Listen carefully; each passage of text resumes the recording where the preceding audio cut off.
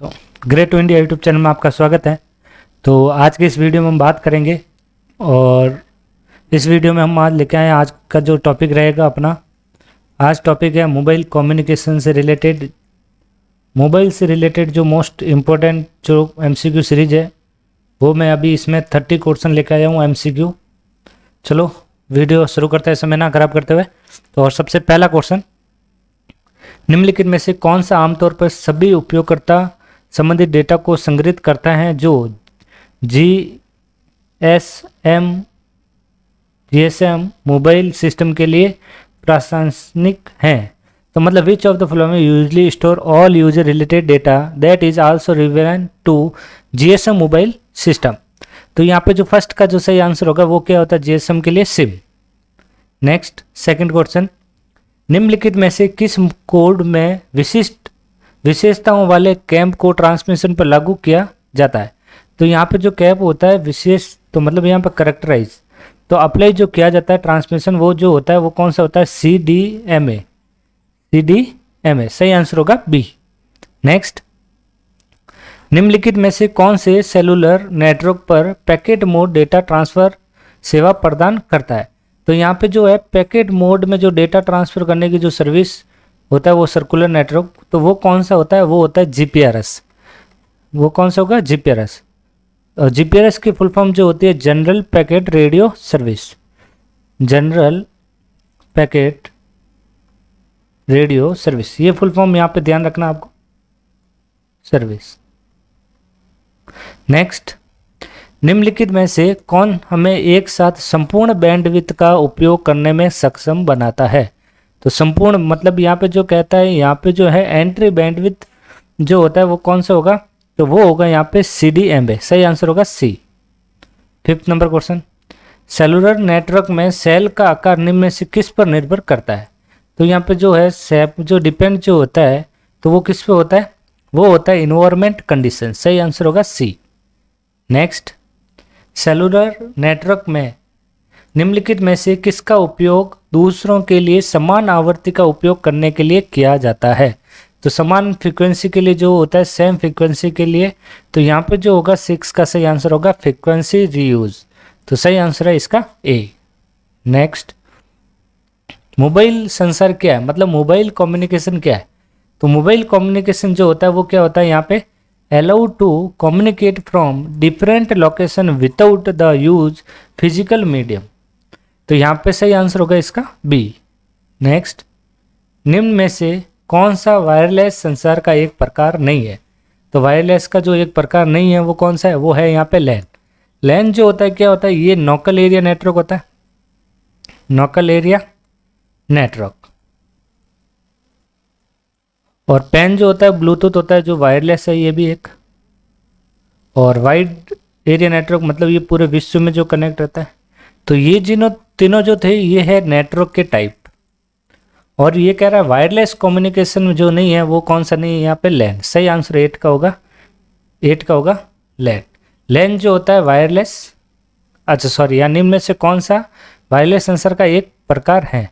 तो वायरलेस का जो एक प्रकार है कम्युनिकेशन जो है तो वो तो ये सारे हो गए, सॉरी यहाँ पे सही आंसर इसका डी होगा, वायरलेस का। ठीक है, ये हो गया लोकल एरिया नेटवर्क, वायरलेस है ये भी, तो इसका सही आंसर होगा लैन, वैन।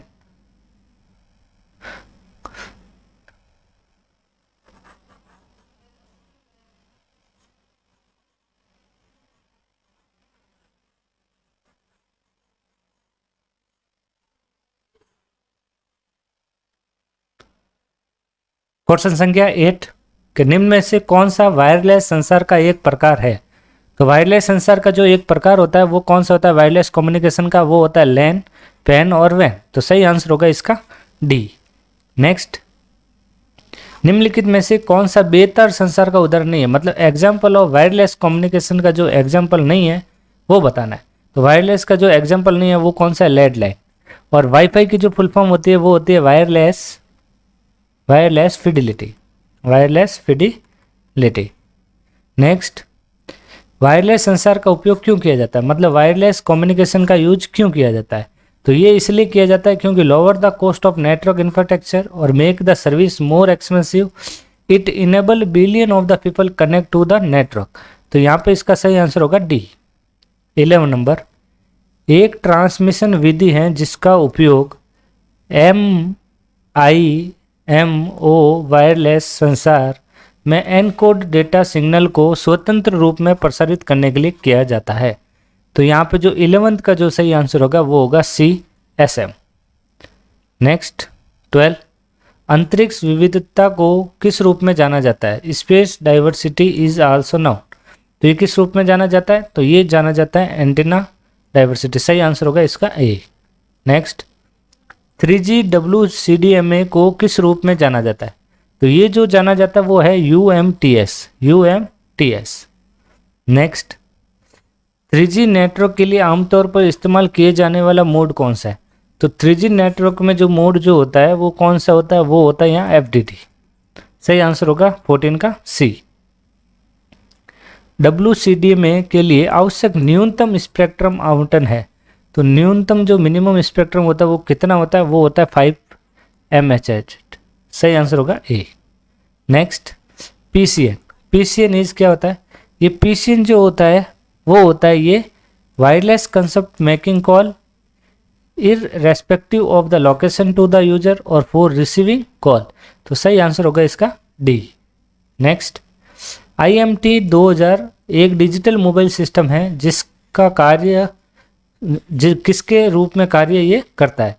तो ये किसके रूप में ये कार्य करता है? तो ये करता है cordless pager low earth orbit satellite. सही आंसर होगा D. Next MIMO was essentially develop in the year. MIMO को शुरुआत में विकसित किया गया था। ये कब विकसित किया गया था? 1990 में, मतलब 1990 के अंतर ये विकसित किया गया था। पेजिंग सिस्टम द्वारा किस प्रकार की ट्रांसमिशन तकनीक का उपयोग किया जाता है? तो पेजिंग सिस्टम में जो उपयोग किया जाता है वो है यहाँ सिमुलकास्टिंग। सही आंसर होगा इसका C। 20, मोबाइल कॉल शुरू करने के लिए कौन से दो चैनल जिम्मेदार हैं? तो मोबाइल में जो रेस्पॉन्सिबल जो चैनल होते हैं वो कौन से होते हैं? वो होते हैं FCC और RCC। सही आंसर होगा डी। नेक्स्ट, निम्न में से कौन सी तार रहित टेलीफोन की समस्या है? मतलब ड्रॉबैक फॉर कॉर्डलेस टेलीफोन। तो यहाँ पे 21 का जो सही आंसर है वो है लिमिटेड कवरेज एरिया। सही आंसर होगा बी। नेक्स्ट, निम्नलिखित में से कौन दूसरी पीढ़ी के नेटवर्क को CDMA मानक है? तो CDMA मानक जो होता है वो कौन सा होता है? IS-95। सही आंसर होगा 22 का ए। नेक्स्ट, निम्नलिखित में से कौन 2.5G नेटवर्क का TDMA मानक नहीं है? तो TDMA जो का मानक नहीं है तो वो कौन सा है? वो है GSM। सही आंसर होगा सी, सॉरी सही आंसर होगा इसका ए। नेक्स्ट, निम्नलिखित में से कौन GSM IS-136 और PDC सिस्टम के 3G विकास की ओर ले जाता है? तो 3G विकास की ओर कौन ले जाता है यहाँ पे? तो वो लेके जाता है यहाँ पे WCD में। सही आंसर होगा बी। नेक्स्ट, निम्नलिखित में से कौन VLANs को लागू करने के लिए मीडिया एक्सेस कंट्रोल मतलब यहाँ पे MAC और फिजिकल लेयर विनिर्देशों के एक सेट को निर्दिष्ट करता है? तो यहाँ पे जो 25 का सही आंसर है वो है यहाँ पे IEEE 802.11। तो सही आंसर होगा सी। नेक्स्ट 26, ब्लूटूथ द्वारा किस मॉड्यूलेशन योजना का उपयोग किया जाता है? तो ब्लूटूथ में कौन सा मॉड्यूलेशन योजना जो उपयोग में लिया जाता है? वो है GFSK। सही आंसर होगा डी। नेक्स्ट 27, निम्नलिखित में से कौन सी समस्या आसान चैनल हस्तक्षेप का कारण उत्पन्न होती है? तो यहाँ पे जो 27 का जो सही आंसर है वो है नियर फार इफेक्ट। सही आंसर होगा ए। नेक्स्ट, निम्नलिखित में से कौन सी तकनीक सेल के कवरेज को वितरित करती है और सेल की सीमा को हार्ड टू ईच प्लेस तक बढ़ाती है? हार्ड टू ईच प्लेस तक जो बढ़ाती है वो कौन है यहाँ पे? वो है माइक्रो सेल जॉन कंसेप्ट। सही आंसर होगा बी। नेक्स्ट, निम्नलिखित में से कौन फ्री स्पेस प्रचार से नहीं गुजरता है? तो यहाँ फ्री स्पेस प्रचार से जो नहीं गुजरता है वो कौन सा है यहाँ पे? तो वो है यहाँ वायर्ड टेलीफोन सिस्टम। सही आंसर होगा डी। नेक्स्ट, परावर्तन होने पर वस्तु का आयाम प्रसार तरंग दैर्घ्य की तुलना में क्या है? तो यहाँ पे जो कह रहा है यहाँ पे what is the definition of object of compare to wavelength of paging wave when जब रिफ्लेक्शन ओके। तो यहाँ पे जो 30 का जो सही आंसर होगा वो होगा यहाँ पे लार्ज। तो इसका सही आंसर है बी। तो आज के इस वीडियो में इतना ही, धन्यवाद।